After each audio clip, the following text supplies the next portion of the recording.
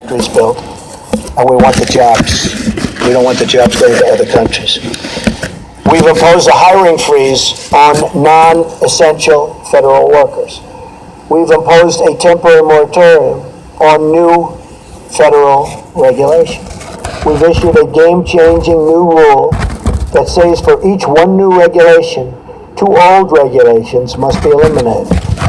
Makes sense. Nobody's ever seen regulations like we have. You go to other countries and you look at industries they have and you say, let me see your regulations. And they're a fraction, just a tiny fraction of what we have. And I want regulations because I want safety, I want all environmental situations to be taken properly care of. It's very important to me.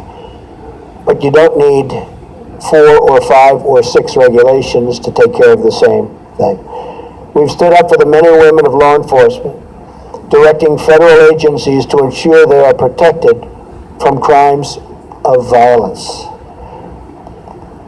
We've directed the creation of a task force for reducing violent crime in America, including the horrendous situation, take a look at Chicago and others, taking place right now in our inner cities. Horrible. We've ordered the Department of Homeland Security and Justice to coordinate on a plan to destroy criminal cartels coming into the United States with drugs.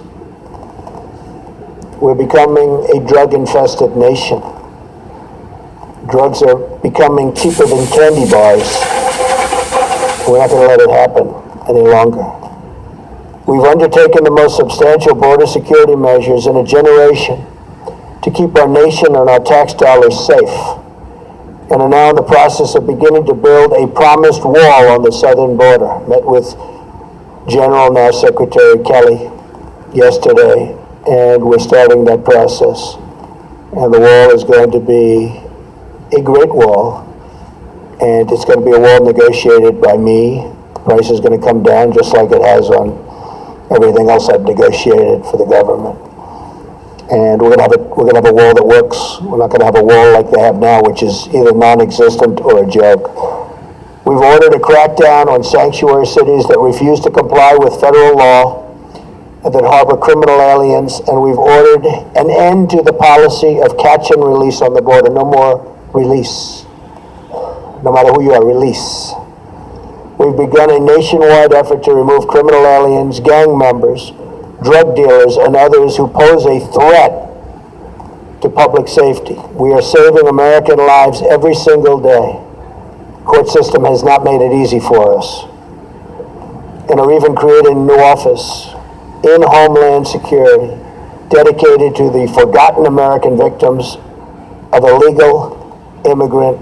You're listening to special coverage from NPR News. This is President Trump speaking at the White House as he's expected to take questions momentarily. Out of our country. Though parts of our necessary and constitutional actions were blocked by a judge's, in my opinion, incorrect and unsafe ruling, our administration is working night and day to keep you safe, including reporters safe, and is vigorously defending this lawful order.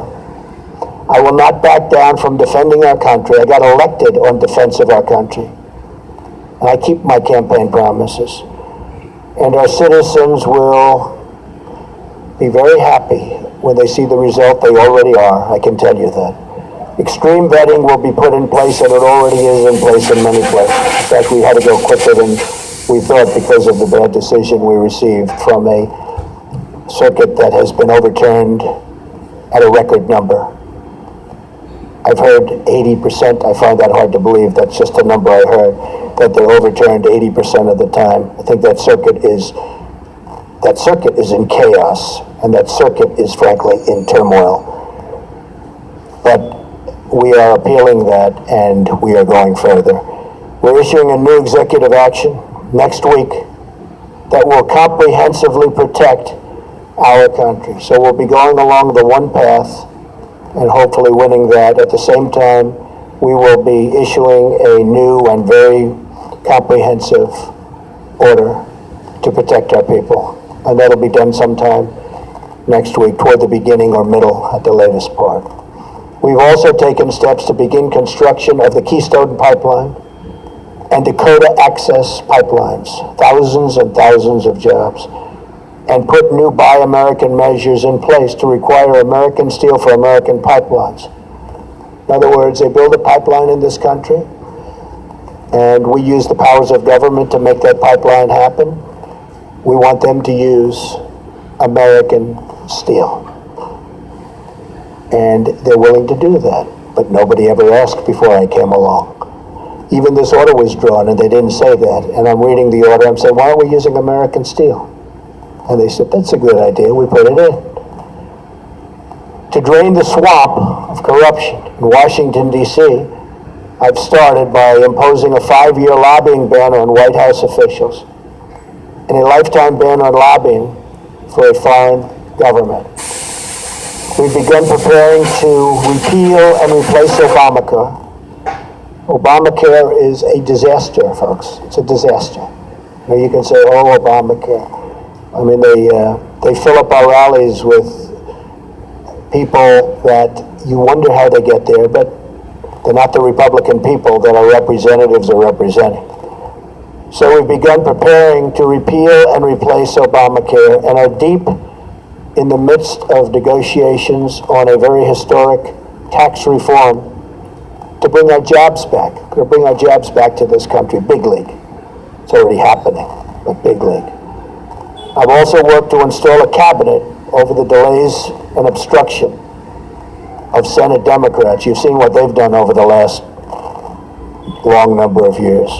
That will be one of the great cabinets ever assembled in American history. You look at Rex Tillerson, is out there negotiating right now.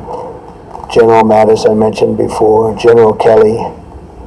We have great people. Mick is with us now. We have great people. Among their responsibilities will be ending the bleeding of jobs from our country and negotiating fair trade deals for our citizens. Now look, fair trade, not free, fair. If a country is taking advantage of us, we're not going to let that happen anymore. Now, every country takes advantage of us, almost. I may be able to find a couple that don't, but for the most part, that would be a very tough job for me to do. Jobs have already started to surge. Since my election, Ford announced it will abandon its plans to build a new factory in Mexico and will instead invest $700 million in Michigan, creating many, many jobs. Fiat Chrysler announced it will invest $1 billion in Ohio and Michigan, creating 2,000 new American jobs. They were with me a week ago. You know, you were here. General Motors likewise committed to invest billions of dollars in its American manufacturing operation, keeping many jobs here that were going to leave. And if I didn't get elected, believe me, they would have left. And these jobs and these things that I'm announcing would never have come here. Intel just announced that it will move ahead with a new plant in Arizona that probably was never going to move ahead with. And that will result in at least 10,000 American jobs. Walmart announced it will create 10,000 jobs in the United States just this year because of our various plans and initiatives. There'll be many, many more. These are a few that we're naming. Other countries have been taking advantage of us for decades, folks. And we're not going to let that happen anymore. Not going to let it happen. And one more thing, I have kept my promise to the American people by nominating a justice of the United States Supreme Court, Judge Neil Gorsuch, who is from my list of 20, and who will be a true defender of our laws and our Constitution. Highly respected. Should get the votes from the Democrats. You may not see that, but they'll get there one way or the other. But he should get there the old-fashioned way.